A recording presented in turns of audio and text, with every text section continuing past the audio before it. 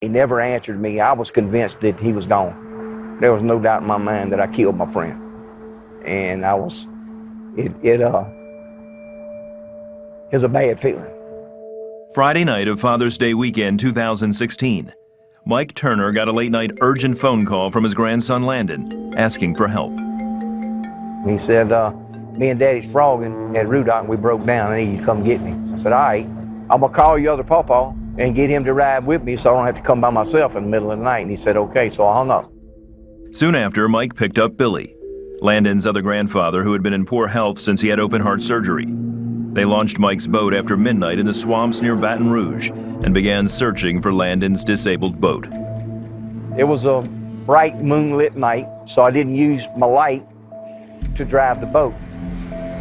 And you could see pretty good, but there were some stumps in the water that we could not see. They were submerged about 6 inches. We were running about 38 miles an hour the last time I looked, and then bam, big bang, and all I knew is it was dark. I couldn't see and couldn't breathe. Didn't know which way was up, didn't know what happened, and I hit my head on something, and it was the steering wheel of my boat.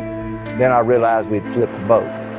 Mike was trapped under the boat, and Billy was nowhere to be seen. And when I got my bearings back, I started hollering for Billy, and I hollered about 3 times. He never answered me, and I just knew there was no doubt in my mind he was gone.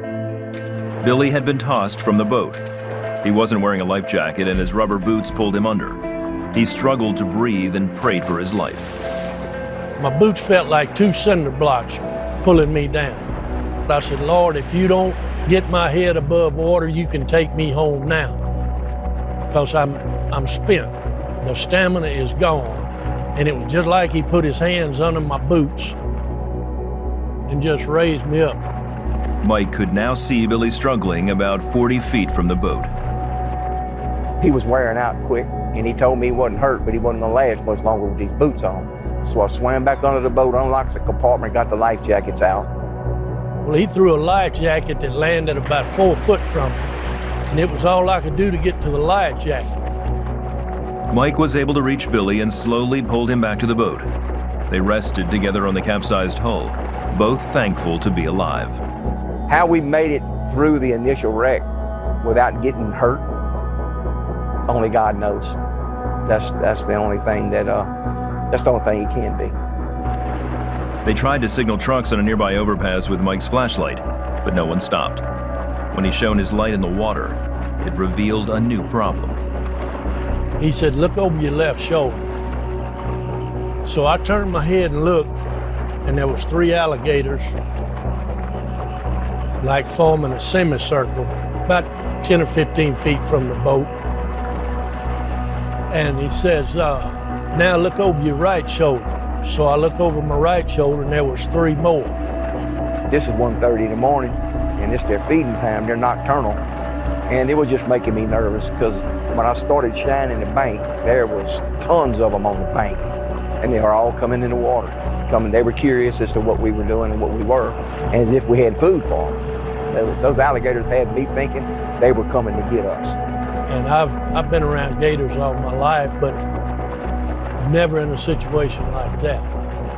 I was doing some heavy praying to myself while I was in that water, asking God, please get me out of this. While they waited and prayed, Mike later found out Landon was also praying. He said, God, please help me get this motor started, because he knew something had happened to us. It'd been hours and we hadn't shown up yet.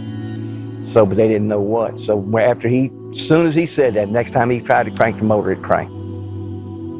Landon drove back towards the boat launch. Around 3:30 in the morning, Billy saw a light on the water as Landon's boat slowly approached. I wanted to cry when I saw him. It was very emotional. I think we'd have been there all night, and I did not want to spend all night there. It's just, they were God sent.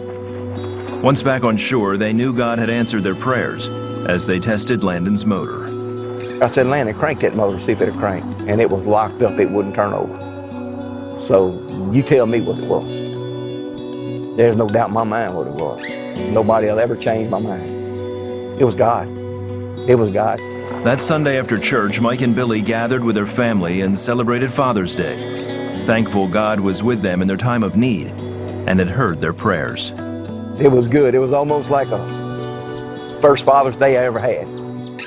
To me, it was like a rebirth. The good Lord had given me a second chance because Mike and I both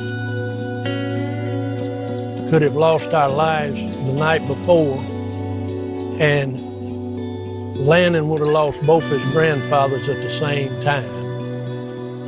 And so everybody was very, very joyous over what had happened, how it ended up.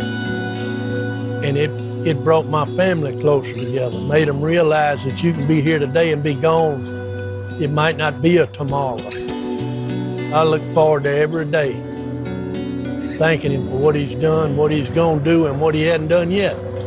Jesus Christ was watching over us, right? You could almost feel him when we were in that water. I knew he was helping us. And if it wasn't for him, we wouldn't be here talking to you right now.